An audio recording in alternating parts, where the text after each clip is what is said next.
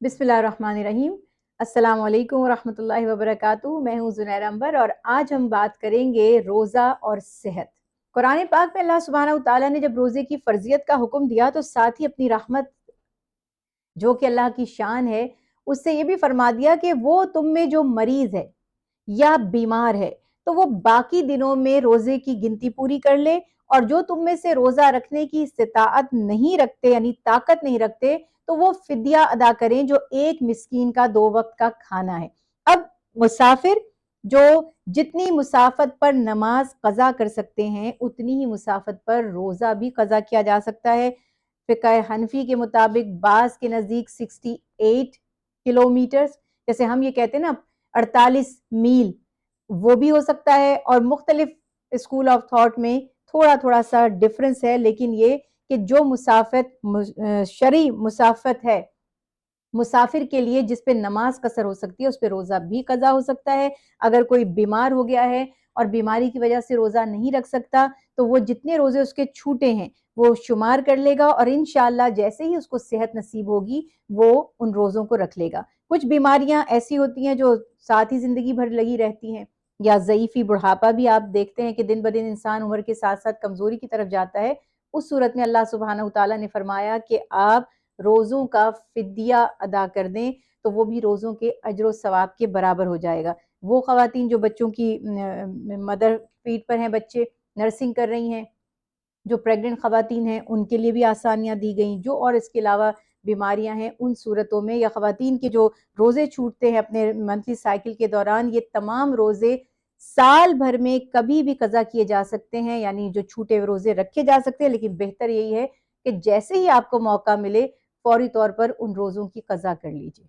अब रोज़ा नहीं रख रहे तो उसके अगर तो शरई उज़्र है कि भाई बीमार हैं या सफ़र दरपेश है या ऐसी कोई कंडीशन है, ख़वातीन बच्चों को फ़ीड करा रही हैं, इस सूरत में अगर तो आप जानते हैं कि इंशाअल्लाह आप ये जो आपकी बीमारी है या जो उज़्र है वक़्ती है, तो आप नियत करेंगे कज़ा करने की।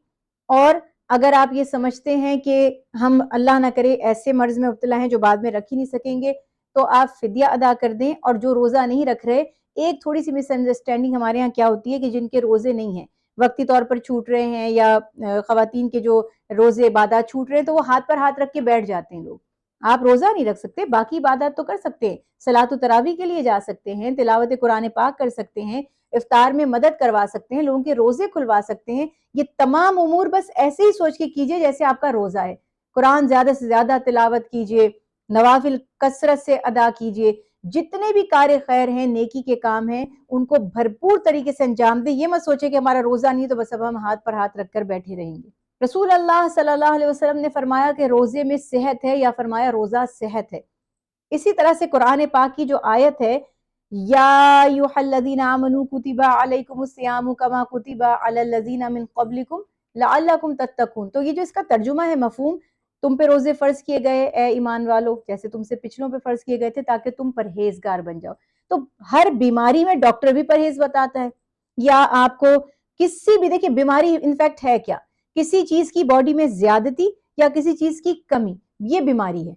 अब रोज़ा इस चीज़ को कंट्रोल कर लेता है। हम गुनाहों से भी बचते हैं रोज़े में, और हम बीमारियों से भी बचते हैं।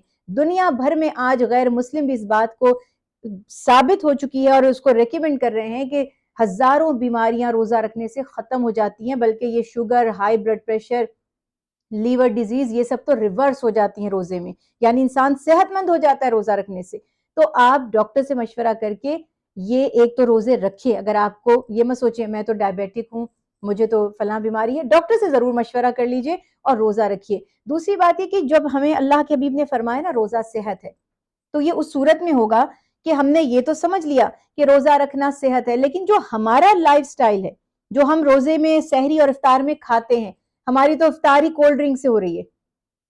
कोल्ड ड्रिंक इसमें इस वक्त डिटेल में नहीं जा रही, आप खुद गूगल कर लें, आजकल तो आप हर चीज़ गूगल करते हैं ना, तो आप देखें कि उसके तो आम दिनों में इतने नुकसानात हैं। फिर एम्प्टी स्टमक पूरे दिन के बाद जब आप सोडा अपने मैदे पे डालते हैं तो कितना उसके ऊपर ज़ुल्म करते हैं। और जो खुराक हम खाते हैं, कार्ब्स बहुत ज़्यादा हम ले रहे हैं, पकौड़ा, समोसा, मज़े की बात ये है कि हर चीज़ बेसन और चने की बनी हुई है, तो मेजॉरिटी जो हमारी, या फिर फ्राइड है, तो ये चीज़ें खाकर फिर हम कहते हैं हमने तो सुना था रोज़े में सेहत है। یہاں تو ہم بیمار ہو گئے، ہمارا تو وزن اور بڑھ گیا، ہمیں تو فلاں چیز اور مسئلہ ہو گیا، تو معاذ اللہ اس میں روزے کا قصور نہیں ہے۔ حدیث رسول اللہ صلی اللہ علیہ وسلم کی کبھی غلط ثابت نہیں ہو سکتی، سائنس کے کسی لیول پہ کسی سٹیج پر دنیا کا کوئی سائنٹسٹ اس کو غلط ثابت نہیں کر سکتا، ہماری اپنی کوتاہیاں ہوتی ہیں۔ ہیلدی سمپل فوڈ کھائیں، تھوڑی سی کیئر کریں، تو آپ دیکھیں گے کہ سبحان اللہ 1 مہینے کے روزوں کے بعد، دیکھیے ڈائٹنگ مشکل ہے، مجھے میٹھا بہت پسند ہے، ڈاکٹر مجھے منع کر دے، میرے بس میں ہی نہیں ہے میں چھوڑوں، روزہ مجھے چھڑوا دے گا۔ روزے میں آپ لرن کرتے ہیں، آپ سیکھتے ہیں کہ آپ کے اندر اللہ نے اتنا صبر دیا ہے کہ آپ اس کی رضا کے لیے اپنے پاس موجود پسندیدہ چیزوں کو ہاتھ بھی نہیں لگاتے۔